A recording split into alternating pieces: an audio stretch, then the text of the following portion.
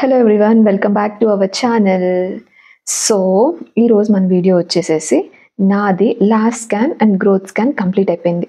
So నా ప్రెగ్నెన్సీలో 7 to 9 months లోపల ఏ స్కాన్ అయితే చేయించుకోవాలో ఆ స్కాన్ వచ్చి గ్రోత్ స్కాన్. సో నాది అది కంప్లీట్ అయిపోయింది.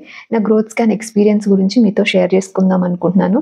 అసలు గ్రోత్ స్కాన్ అంటే ఏంటి, దానిలో ఏమేమి చెక్ చేస్తారు, ఎలా ఉంటుంది, పెయిన్ ఏమన్నా ఉంటుందా, చేసేటప్పుడు అంతా నార్మల్‌గానే ఉంటుందా? ఒకవేళ బేబీ వెయిట్ గురించి తక్కువ ఉంటే ఏం చేయాలి? ఎక్కువ ఉంటే ఏం చేయాలి? గ్రోత్ స్కాన్‌లో గూడా ఏమన్నా కాంప్లికేషన్స్ ఉండే ఛాన్సెస్ ఉంటాయా? అంత పీస్‌గా ఉంటుందా? అనేదేది ఈ వీడియోలో నేను కంప్లీట్‌గా నా ఎక్స్‌పీరియన్స్‌ని మీతో షేర్ చేసుకోవాలనుకుంటున్నాను. డెఫినిట్‌గా బిఫోర్ షేర్ చేసిన టీఫా స్కాన్ ఎక్స్‌పీరియన్స్ గానీ, సర్విక్స్ లెంత్ తగ్గిపోవడం వల్ల నేను ఫేస్ చేసిన కాంప్లికేషన్స్ వీడియోస్ గానీ చాలా మందికి చాలా యూజ్ అయ్యాయి అనుకుంటున్నాను. ఎందుకంటే చాలామంది నాకు కామెంట్స్ చేశారు, "అక్క ఇలా ఉంది మాది, ఏమన్నా కాంప్లికేషనా? ఇలా ఉంది మాది, సర్విక్స్ లెంత్ ఇలా ఉంది. నాకు టీఫా స్కాన్‌లో గూడా ప్లెజెంటా పొజిషన్ వచ్చేసేసి లోవర్ ఉంది. ఏమన్నా కాంప్లికేషన్స్" అని. సో ఐ హోప్ ఈ లాస్ట్ గ్రోత్ స్కిన్ వీడియో కూడా ఎవరో ఒకరికి యూజ్ అవుతుంది అనుకొని ఈ వీడియో కూడా నేను పోస్ట్ చేస్తున్నాను. And let's get in to the video. So నా గ్రోత్ స్కాన్ ఎక్స్పీరియన్స్ వచ్చేసేసి, నా గ్రోత్ స్కాన్ నేను ట్రీట్ చేయించుకుంటున్న గైనకాలజిస్ట్ మేడం వేరు, తను వచ్చేసేసి వేరే సెంటర్కి నాకు గ్రోత్ స్కాన్ రాశారు. అక్కడికి వెళ్ళి చేయించుకొని ఇక్కడికి వచ్చేయండి అని చెప్పేసి ఆల్మోస్ట్ 11 o'clockకి నేను గ్రోత్ స్కాన్ కోసమని వెళ్ళాను. ముందు రోజే టోకెన్ తీసుకోవడం వల్ల నాది 3rd టోకెన్ వచ్చింది. సో వెళ్ళేసరికి ఆల్రెడీ వేరే పర్సన్ లోపల ఉన్నారు, మీరు ఆల్రెడీ తీసుకున్నారు కాబట్టి ఆ పర్సన్ రాగానే మిమ్మల్ని పంపించేస్తామన్నారు. బట్ గ్రోత్ స్కాన్ అంటే తెలిసిందే కదండి, చాలా క్రౌడ్ ఉంటుంది. ఆ రోజు కూడా చాలా క్రౌడ్ ఉంది. నా ముందు వెళ్ళిన పర్సన్ మేబీ టీఫా స్కాన్ అనుకో, మేబీ టీఫా స్కాన్కి కూడా ఆల్మోస్ట్ 20 to 30 minutes పడుతుంది కాబట్టి అక్కడ నాకు చాలా సేపే పట్టింది. నేను చాలాసేపు వెయిట్ చేయాల్సి వచ్చింది. బట్ తెలిసిందే కదండి, నెలలు నిండే కొద్ది బేబీ బంప్ కొంచెం పెరగడం వల్ల ఎక్కువసేపు కూర్చోలేము, అట్ ద సేమ్ టైం ఎక్కువసేపు నుంచోలేము కూడా. సో చాలాసేపు వెయిట్ చేసిన తర్వాత ఆ పర్సన్ రాగానే వెంటనే నన్నే ఎలో చేశారు నెక్స్ట్ స్కాన్కి. అలా స్కానింగ్ రూమ్లోకి వెళ్ళాను. వెళ్ళగానే నా హిస్టరీ ఉంటుంది కదా, బిఫోర్ చేయించుకున్న హిస్టరీ, ఏమేమి స్కాన్స్ కంప్లీట్ అయ్యాయి, నా మెడికల్ హిస్టరీ మొత్తం ఒకసారి స్కానింగ్ డాక్టర్ గారు చెక్ చేసేసి ఓకే దెన్ స్టార్ట్ చేద్దామని స్కానింగ్ ప్రొసీజర్ స్టార్ట్ చేసేసారు. ఆల్మోస్ట్ నాకు స్కానింగ్కి 25 to 30 minutes పట్టిందండి. 25 to 30 minutesలో నాకు కొంచెం టెన్షన్గా ఉండే. ఎందుకంటే నేను నా టీఫా స్కాన్ అయిపోయిన తర్వాత మధ్యలో స్కాన్స్ చేయించుకున్నాను, కానీ సర్విక్స్ లెంత్ చెక్ చేయించుకోలేదు. ఒక్కసారి చూశారు, టీఫా స్కాన్లో కాంప్లికేషన్ వచ్చి 2.8 పడిపోయిన నా cervix scan some medications, injections వల్ల 3.7కి 3.9కి వచ్చిందని మీకు ఆల్రెడీ తెలుసు. సో దాని తర్వాత కూడా ఒకసారి చెక్ చేయించుకుంటే 3.3 ఉంది. సో నో ప్రాబ్లం అని చెప్పారు, క్లోజ్డ్లోనే ఉంది. సో నాకు ఇప్పుడు టెన్షన్ ఏంటంటే మళ్ళీ సర్విక్స్ లెంత్ ఏమన్నా పడిందా, బేబీ గ్రోత్ ఎలా ఉంది. ఈ గ్రోత్ స్కాన్లో మెయిన్ చెక్ చేసేది బేబీ గ్రోత్ ఎలా ఉంది, ఇప్పుడు ఉండాల్సిన వెయిట్కి సరిపడా వెయిట్ ఉందా, అండర్ వెయిట్ ఉందా, లోవర్ వెయిట్ ఉందా, సరిపడా ఉందా, ఎక్కువ ఉందా, మొత్తం చెక్ చేస్తారు.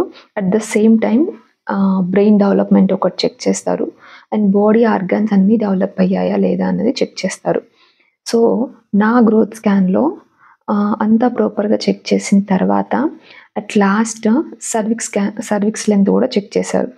సర్విక్స్ లెంత్ చెక్ చేస్తూ ఉంటేనే నేను ఫస్ట్ ఆ మానిటర్ మీదే ఫస్ట్ చూసాను. నా టెన్షన్ వల్ల మళ్ళీ సర్విక్స్ లెంత్ ఏమన్నా పడితే బెడ్ రెస్ట్ అంటారు, ఆ బెడ్ రెస్ట్ మన వల్ల కాదు.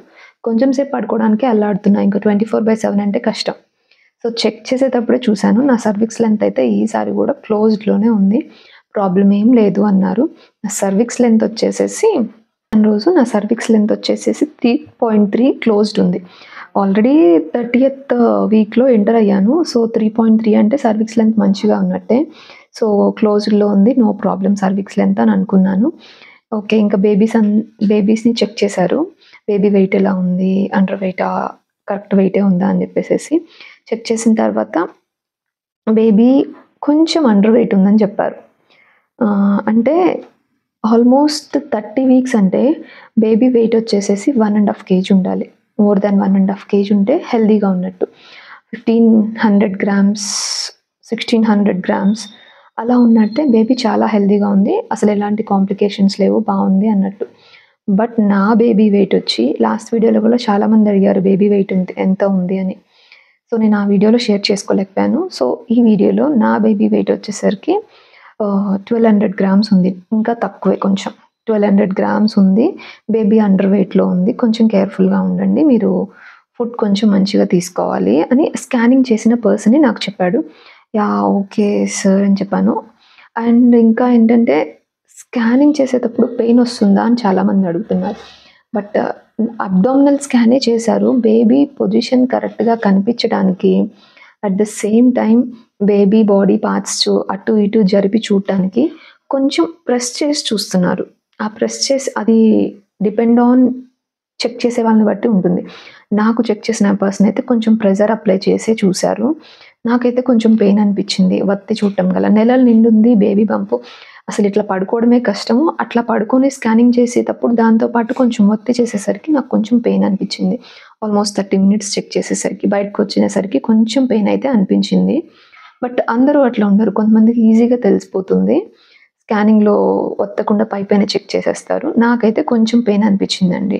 అంతకు మించి ఏం లేదు.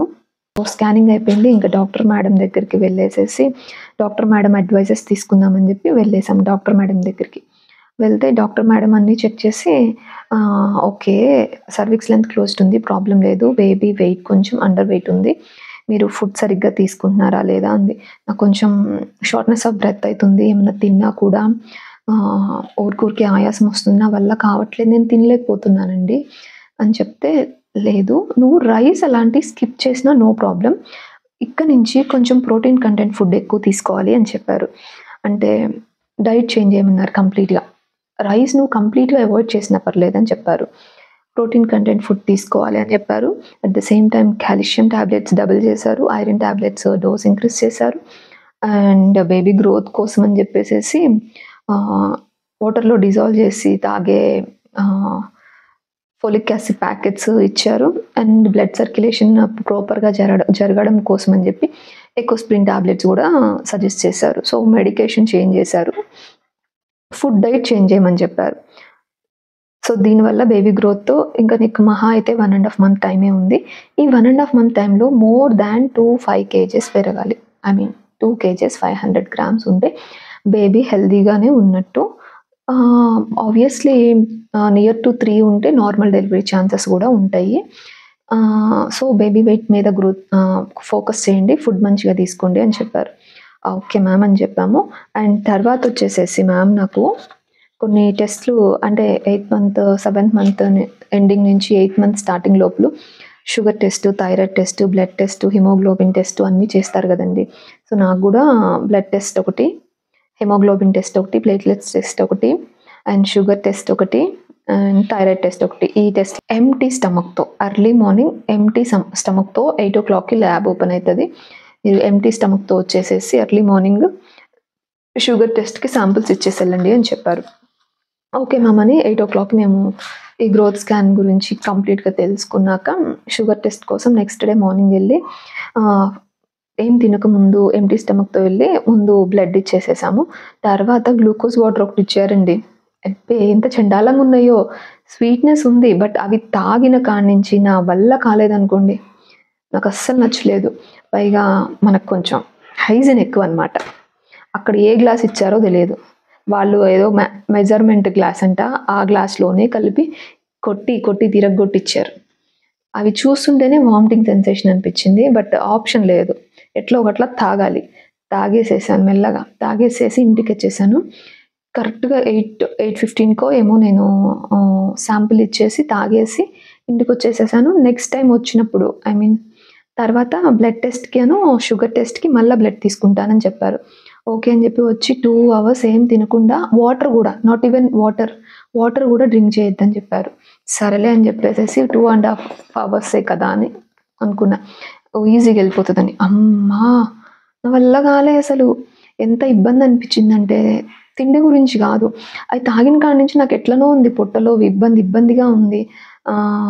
నీరసంగా ఉంది. కళ్ళు తిరుగుతున్నట్టున్నాయి. వామిటింగ్ సెన్సేషన్ ఉంది. వామిటింగ్ ఫీలింగ్ ఉంది.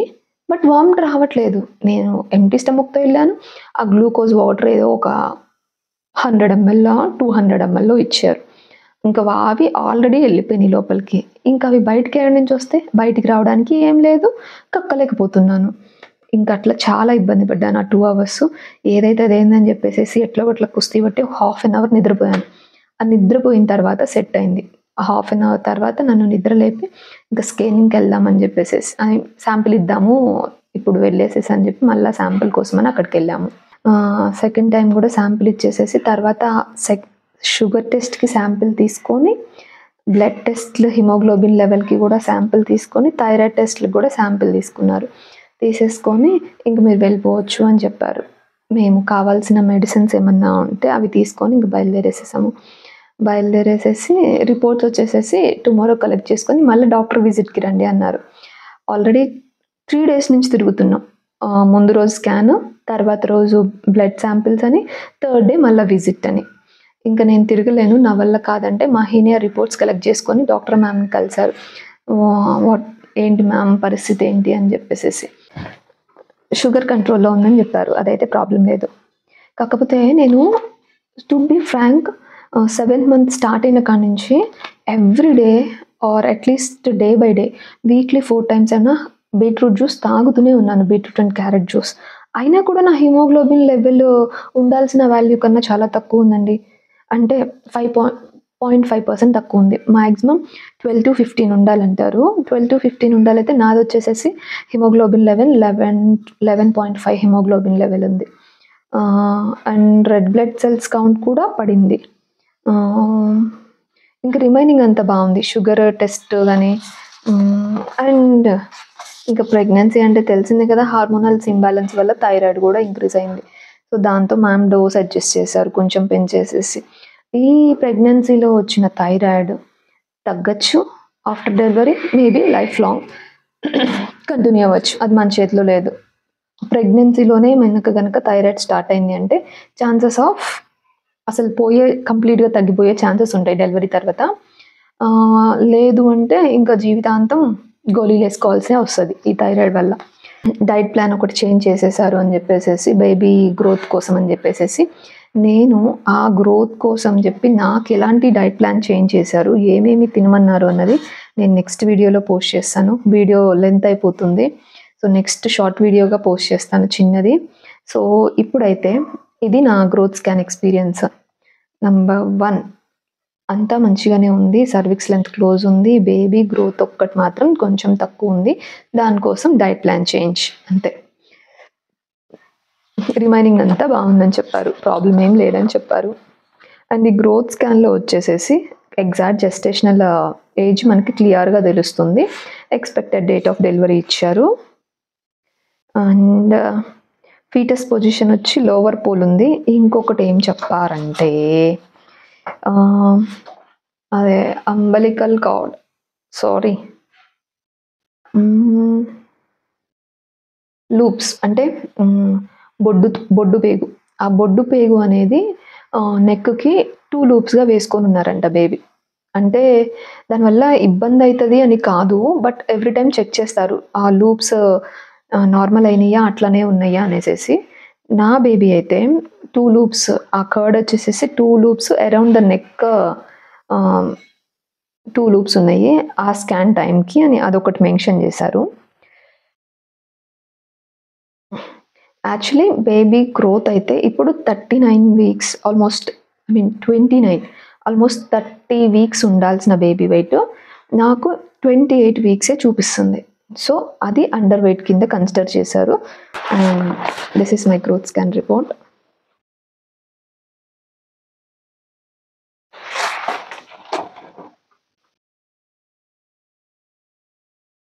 అంతే, గ్రోత్ స్కాన్లో కాంప్లికేషన్స్ అయితే ఏమీ లేవు, దానికి హ్యాపీ. అండర్ వెయిట్ అంటే నేను తీసుకున్న ఫుడ్ని బట్టి ఉంటుంది. సో ఇక్కడ నుంచి కొంచెం హెల్దీ ఫుడ్ తీసుకోమన్నారు.